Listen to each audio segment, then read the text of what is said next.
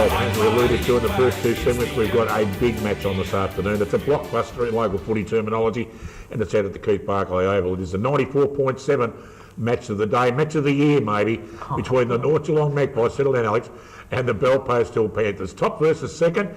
It doesn't get any better than that, Grubby. I am excited and pumped. Belpost. You'd never have guessed that.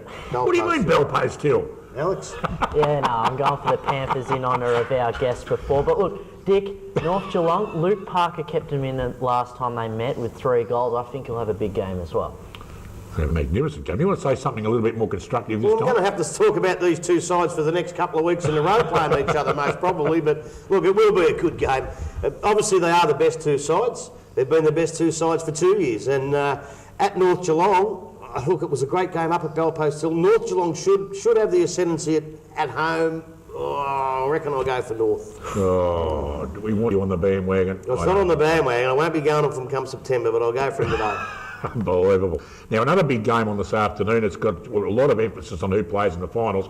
It's out at the, well, it used to be the Gun Club, the Winchelsea Blues, and they take on the Inverleigh Hawks. Alex, I'll go to you. A big game for Winchelsea. Yep, I think Winchelsea will have the momentum this afternoon and they'll bring it into the finals. I know that it's not a lot for Grubby to take, but that's just what I think. Also, Tim van der Kloose was named best on ground for the first time in season 2014 last week, so I think he'll be one of the catalysts. A catalyst? Oh, well, I'm just trying to that's a good up word. my vocabulary.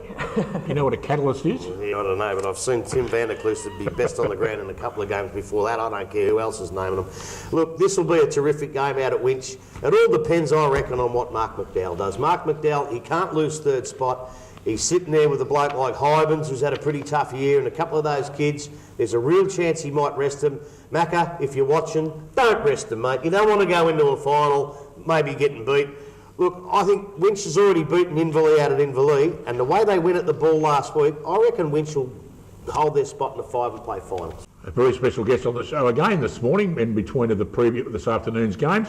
We've got from the AFL Barwon, and also works for AFL Victoria, and he's come from Tasmania to take over the job from a very well-known identity in local footy, and Johnny Edsel. He is the junior development manager, or the football development manager, I should say, for AFL Barwon. Tim McMichael. G'day, mate. G'day, Dick. How you going? Nice to have you on the show on a Saturday morning. No, it's nice to be here. Thanks for having me. Big shoes to fill, taking over from Johnny Edsel, of course. Yeah, so John Edsel obviously been in the region for the last 15 years, servicing the Geelong area, now known as the Barwon region in terms of development. So from Auskick right through to senior footy, he's had a finger in the pie as such across all the junior development in the region. So yeah, happy to be taking over from John, and obviously he'll be sadly missed. Yeah. Tim, before we get into the nuts and bolts of your job, take us through your background in Tasmania. Obviously that's one of the footy states, so we'd love to hear your history.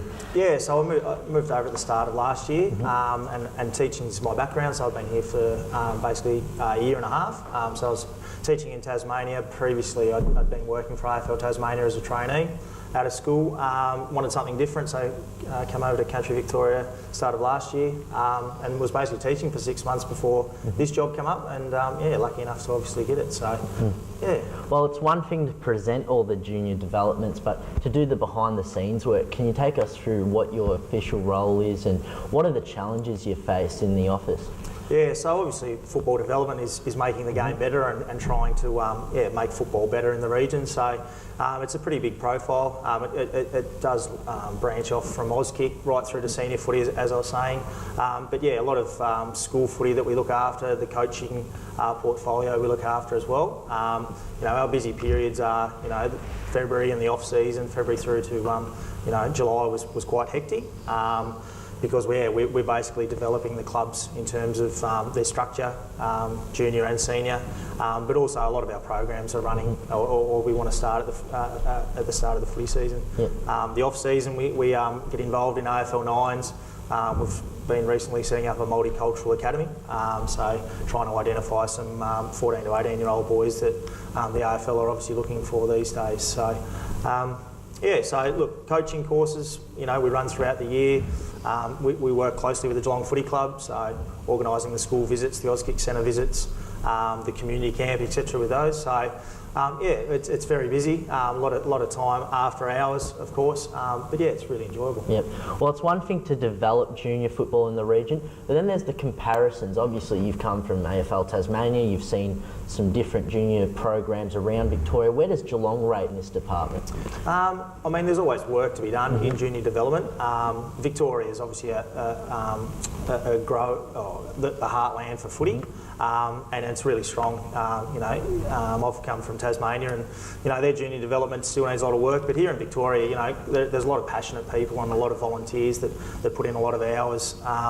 The region obviously has around 3,000 Oz kickers, or that's what our target is for this year. But we certainly want that to grow and to continue to grow. And I think because Geelong is such a unique area, the population is going to grow, and we've got to put in plans for clubs to make sure that they're ready for that growth of junior development. So, Geelong's a really exciting place for growing footy, and I think it's in a real healthy state.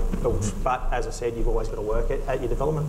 Big challenges ahead for you, Tim. Absolutely. Fantastic, mate. Craig Keating, the chairman of AFL Barwon. I've got a lot of respect for Craig, and I know he's moving everything in the right direction at AFL Barwon. Yeah, so the new commission was obviously formed over the last, or after the review, and the commission's obviously, their objectives are to grow footy and look at footy from all perspectives, and Craig, being obviously the chairman, is a good man, and hopefully we can continue to work closely together to achieve outcomes. Thanks very much, Tim, for coming in on Saturday morning at pretty well short notice and presenting everything that's all happening in junior development. No worries. Good on you, mate. Thanks very much. Tim McMichael, our very special guest on the show this morning, the Football Development Manager from AFL Barwon. Some more big games on this afternoon. Out of Footrot Flats, the Anarchy Roos. They take on the Cry Devils. Grubby, can one of these sides finish up with a nice win for the season? Yes, I think one of them can, unless it's a draw, you stupid man. Look, I knew I'd put you up. I knew it. Both sides have had a real go here. They've both used a lot of kids. Notice Gary Ricketts running around in the seconds. I don't know why they're doing that. But look, both sides have had a real go all year. They've had disappointing seasons where their positions are on the ladder, but they've got a lot of kids. I'm going to go for Anarchy at home. Alex? Well, it's interesting. Anarchy's lost their last 8. Corona's lost their last 6. So on that stat, I'm going with Anarchy. I've got no idea what he's talking about. Up at the Duck Pond, the Werribee Central's Ducks take on the Belmont Lions. It's a must-win for the Werribee Central's Footy Club, Alex. It sure is, but remember Belmont with the streaks we've been talking last few weeks, they've won their last 4 away games in a row. Unfortunately for the Lions, I don't think it'll be this one. Central's for me. Grubby, your mob going to be okay for the finals now? Well, look, 4 weeks ago you would have had to say Belmont would give them a real run, would have no chance, but after the last, their form's been pretty good, Belmont. Werribee have to win and hope that Winchelsea lose. I think I'll go for Werribee at home. Okay, right. Tommy Tiggs out at the Godfrey Street Thunderdome, Grubby, taking on Geelong West. And yes, I know one side will have a win for the rest for the last game of the season, but I reckon I'm over the Tommy Tiggs. Well, you know that'll happen there. Well, I tell you what, I'm going for a draw then, just to shut you up. Oh, come on. So one side won't have a win.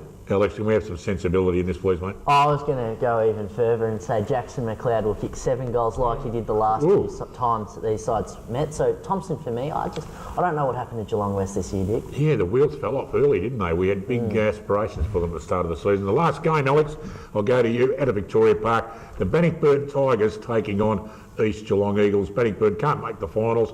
East Geelong probably just want to tune up a bit. Yeah, pride's at stake for the Tigers, but I've been very impressed with East Geelong the last month, so I'm going for Ricky O'Toole's boys. Richard? You had a lot of blokes out last week, Primpke included. They'll come back, they'll win. The North Geelong Bell Post Hill game last year was for Casey Tatungi. That was going to be an ongoing thing. Is that going to happen this weekend, is it? Oh, I would imagine so. I'd have to speak to the North Geelong hierarchy about that, but I'm pretty sure that was the arrangement that was in place. Okay, and remember, boys, next week, last show before the finals, tips for the Whitley medal? Absolutely. I've got my tips already. I usually come from North Geelong. I know what yours will be. Fitzsimmons, DeSanto, Key. That's it there. All right, guys, thanks again for coming in. It's been a great show. We look forward to the big 94.7 match of the day on this afternoon against the North Geelong Magpies and the Belpost Hill Panthers. Should be an absolute ripper. Don't forget to look at our Facebook page and give us a couple of likes, even if you don't like Grubby. And also the other one we've got to get to look at is Commit to Community TV. We don't want this show to go off air. It's very important. It's a great service to the local community, as all the shows on Channel 44 are. So please get on there and have a look at that as well. Thanks for your company. Hope your footy team wins this afternoon, providing it's not the red and blue. No, it's in red and blue. And we'll see you all again next Saturday morning. Bye. We're the North boys down by the sea. We can't be beaten, forever will be. They all know that we are the boys from North Geelong. Our players, supporters, will all join in the song, so we